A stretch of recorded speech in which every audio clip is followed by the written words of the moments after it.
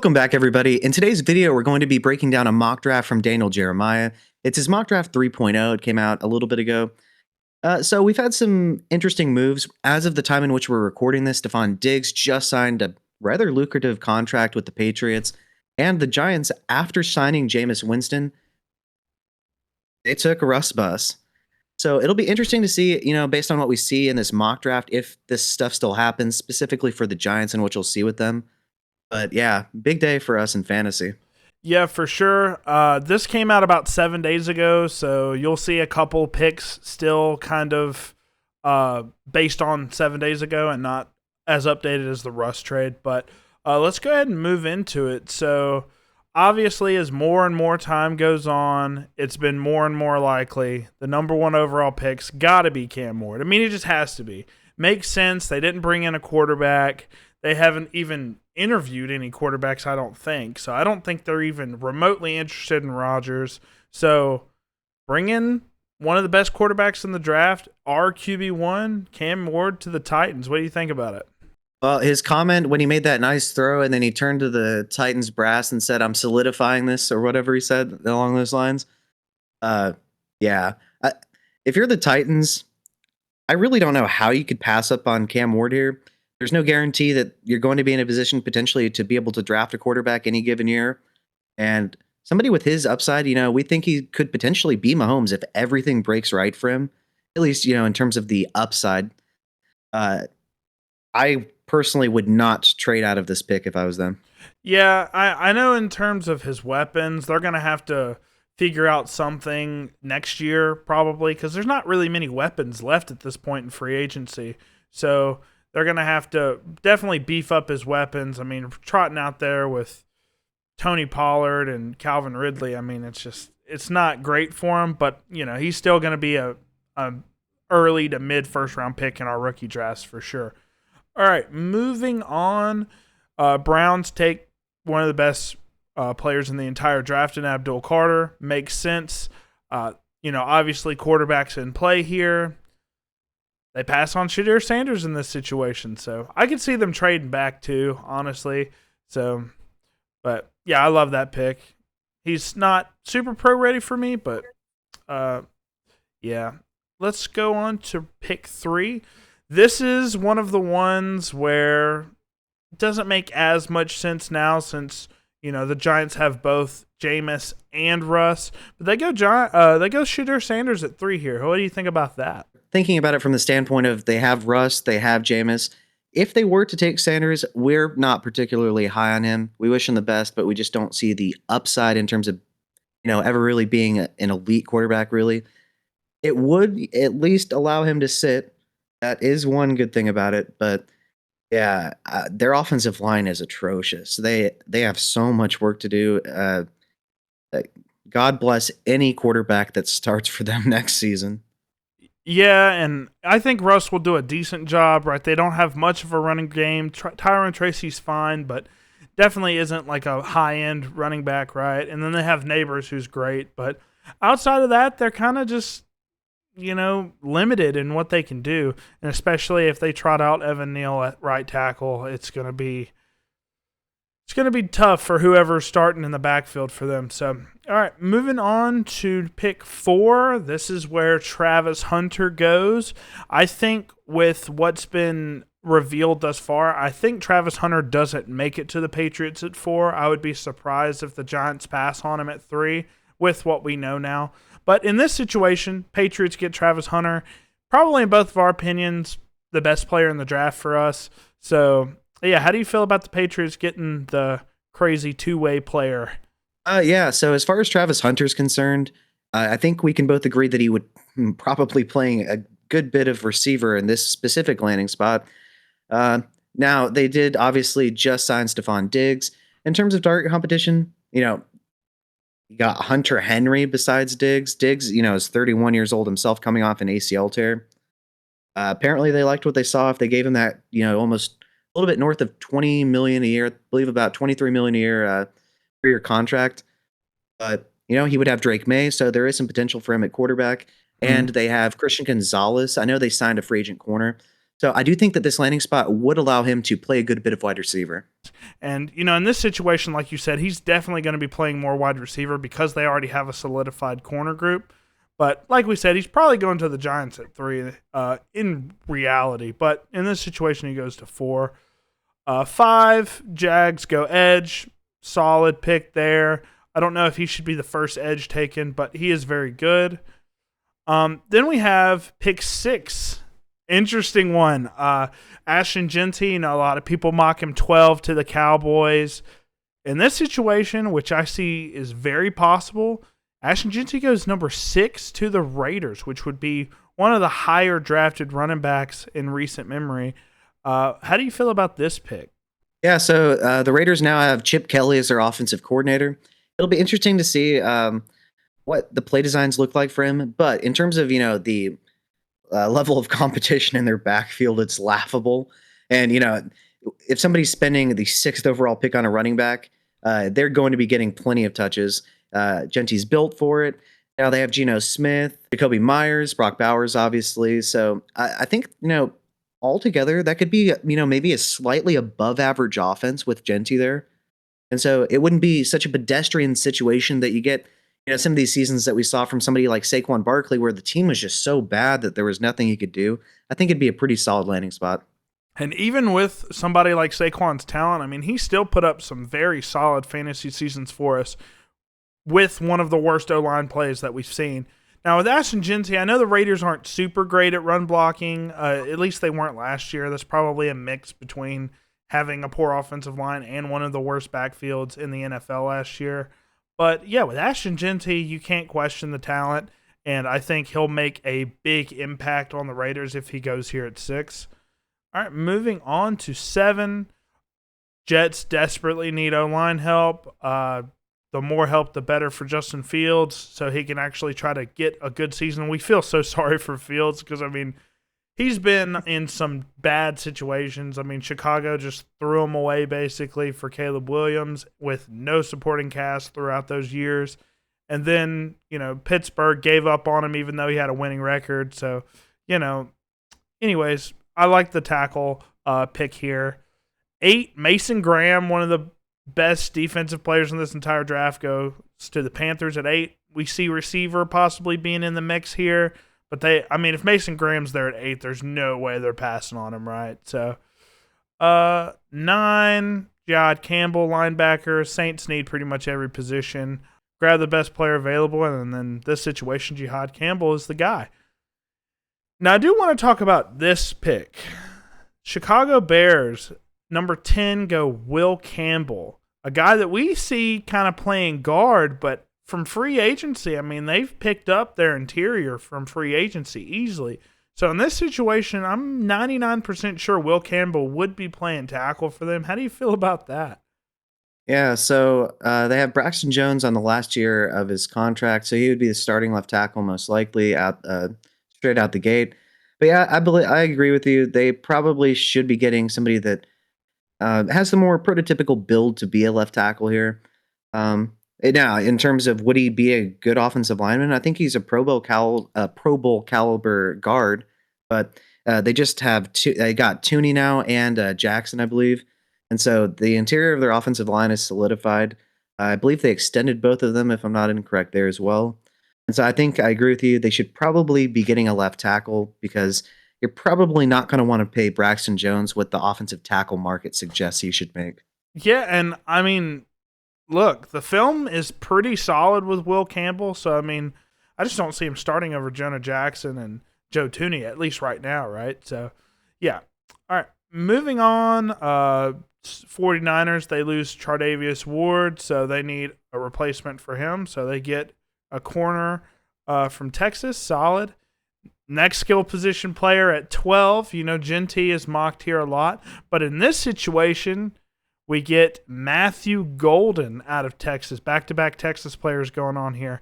How do you feel about this? With Amarion Hampton on the board, they desperately need running back. They say, nah, we're just going to draft the Brandon Cooks replacement and grab Matthew Golden. You will hear me say this over and over again. I'm not sure why him running a 4.29 at his, in the combine gets him drafted this much higher. If you didn't think he was already worth this pick, why wouldn't he already have been that high in up draft boards? But nonetheless, I do think he's talented. I think he'd be a good fit as a deep threat. You could also throw him around in multiple formations here or at wide receiver roles. You could potentially definitely help out CeeDee Lamb, and he doesn't need any help to begin with. Yeah, I think they should probably be trying to get a boundary receiver so that uh, to that would better fit their offense, in my opinion. But as far as wide receiver, it is a need. And something that's also kind of surprising, right?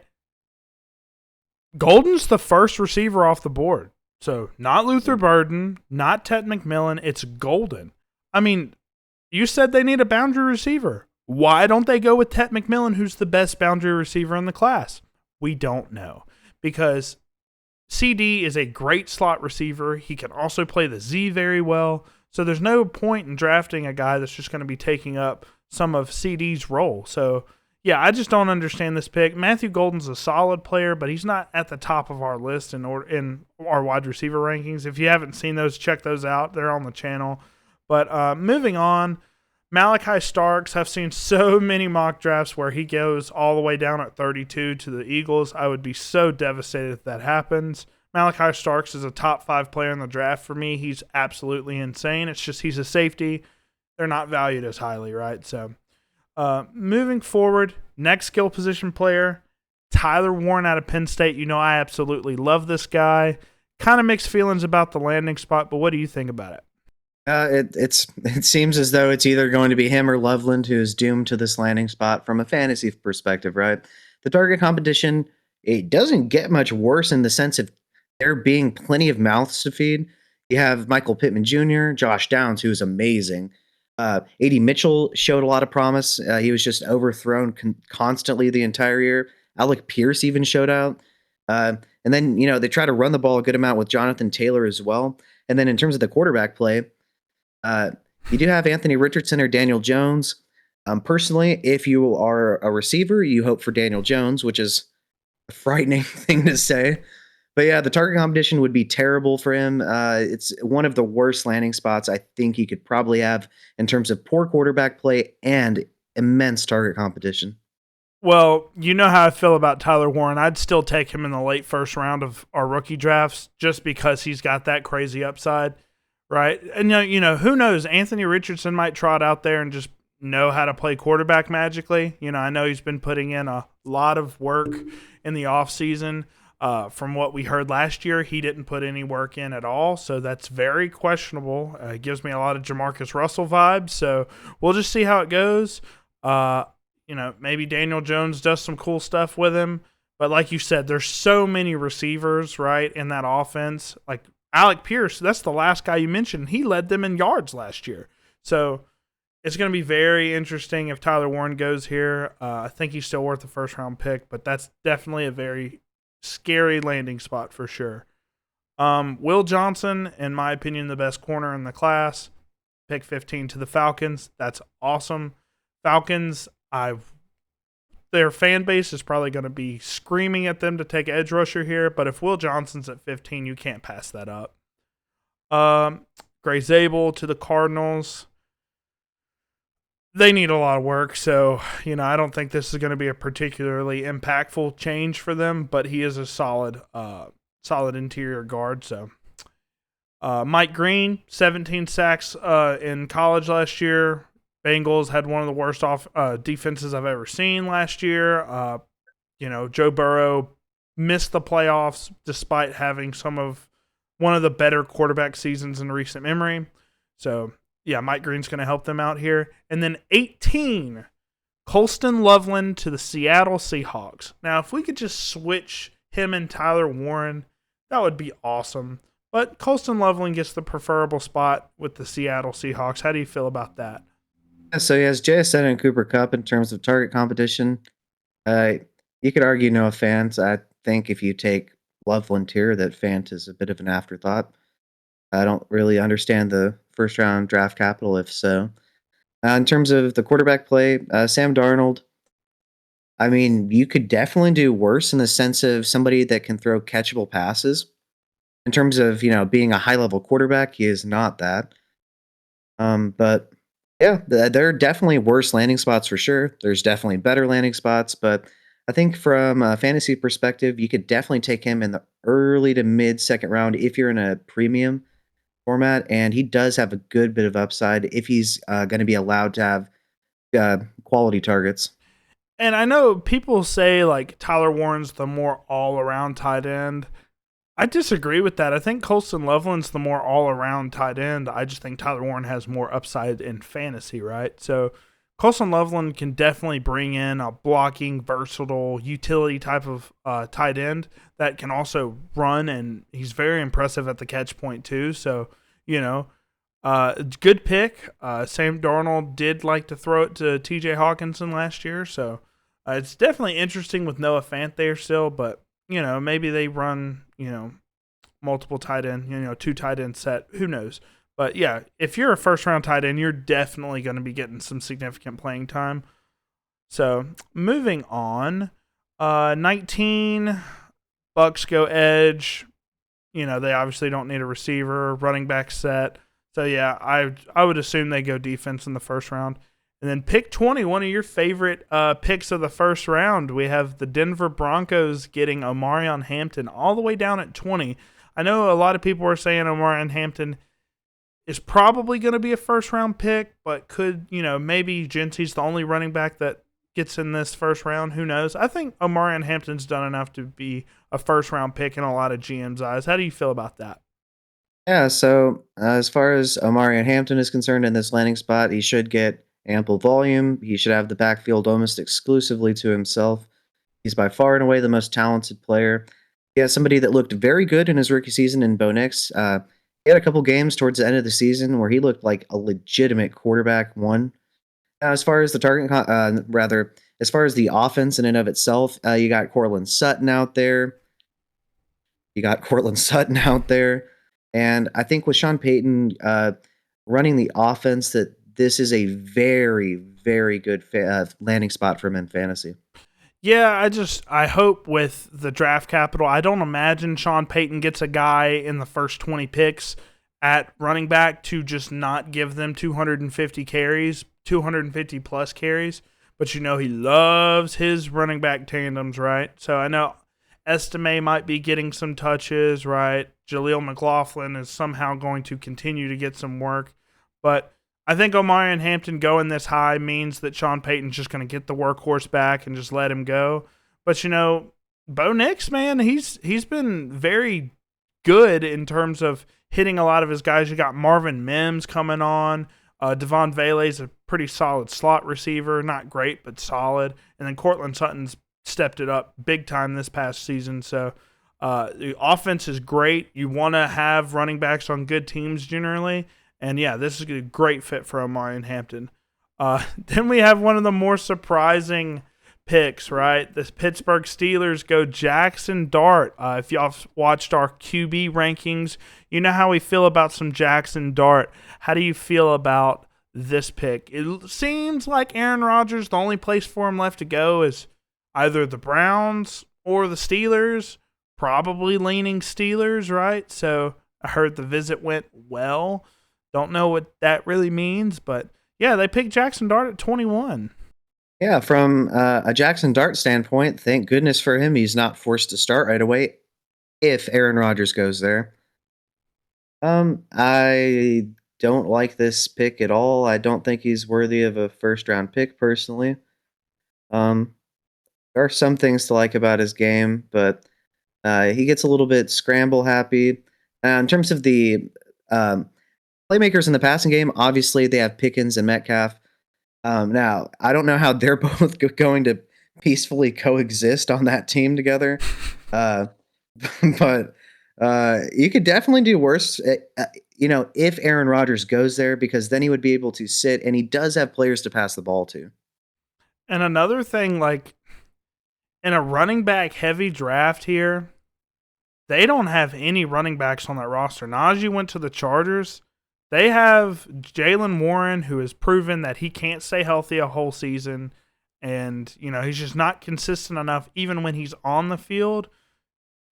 I mean, yeah, they need quarterback, I don't know where else they would go outside of here or running back. Maybe they go like a Judkins in the second round or something.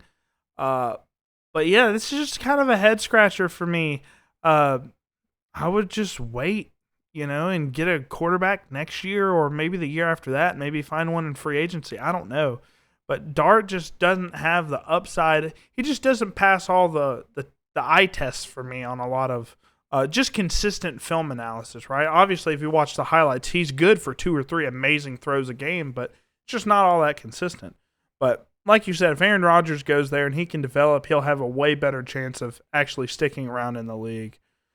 And now, finally, there's a name that hasn't been called yet, right? A guy that, some people thought would go top 10.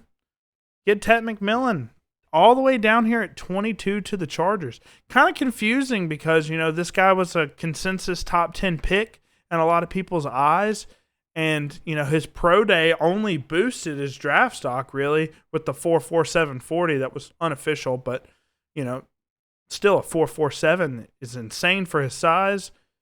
But yet he falls all the way down here at 22. How do you feel about that? Yeah, so as far as Ted McMillan's concerned, in terms of the landing spot, at least he has Justin Herbert, who is an elite quarterback, so that's fantastic. The accuracy of the target should be splendid. Now, in terms of the target competition, he would have to deal with Lad McConkey, but drafting a first-round wide receiver, he would have higher draft capital, for instance, than Lad received this past season. You definitely think that he would be probably potentially a Z or slot, somewhat kind of mixing with Lad McConkey until Mike Williams gets hurt. And then when Mike Williams gets hurt, he'd probably move him out and have him be the X more often, I'd imagine. They'd like to run the ball quite a bit. For some reason, they signed Najee Harris. So, in terms of the target volume, I don't think it would be particularly great, but the targets in which he would receive would be very high quality targets. Yeah, and you saw that with Lad McConkey, right? This past season, we knew that Harbaugh was going to run the ball a ton, which he did. He did run a bunch, at least the first half of the season. And then the second half of the season, he kind of realized, I can't just be Michigan all over again. I need to be a little more balanced. And that's when you saw Lad McConkey literally explode. You saw that in the playoff game, too. I mean, had a disgusting playoff performance, right? So with Ted McMillan, I would expect a little more of a balanced approach. But with Najee Harris, you got to expect you're going to get the 17 carries for 80 yards and a touchdown every single week from him. So, there's that. But I do generally kind of like this landing spot. I don't think he goes this late. And if he goes behind Golden or Burden, I'm going to be kind of surprised in all honesty. Honestly, I would probably go Tet, then Burden, then Golden, maybe. I'm not really even big on Golden as a second round pick, but he's going to be a first round pick. Doesn't matter what I think. Moving on, the Packers grab a corner. Thank God they don't go receiver because that would just make that offense more and more confusing. So, yeah, solid pick for them. They need corner, right? Jair Alexander's probably not going to stay there after his contract's up. Vikings get the super freak athlete out of South Carolina. That's solid. Harrison Smith is, not getting any younger. Still playing at a high level, even though he's been in the league almost, 15 years. So that's good. 25, the Texans. Now, in all honesty, I wouldn't be mad at the Texans taking Kelvin Banks at 10 because he's more suitable to play tackle. Texans get him all the way down at 25. I think that's a steal for them, obviously, with how they traded away Laramie Tunsil in free agency. They need another tackle. CJ Stroud desperately needs help there. Kelvin Banks is going to be the guy for him, I think. 26, Trey Amos, solid corner. Rams kind of need a little bit of everything. And I think going forward, I think there's no more skill positions here. Ravens get D tackle. Michael Williams falls to the Lions. Kind of crazy edge tandem there. Commanders need corner since Emmanuel Forbes didn't work out a couple of years ago. Kenneth Grant goes to the Bills. Josh Simmons, tackle. Offensive tackle needs to go to the Chiefs. They definitely need tackle. And then Shamar Stewart, of course, falls all the way to the Eagles. Freak athlete, right? Great. They get players all over. But overall, how do you feel about these landing spots? I think it was better than some of these mocks that we looked at, last week. At least the Chargers didn't draft Lad McConkey all over again when they could have somebody Yeah. that is a need for them.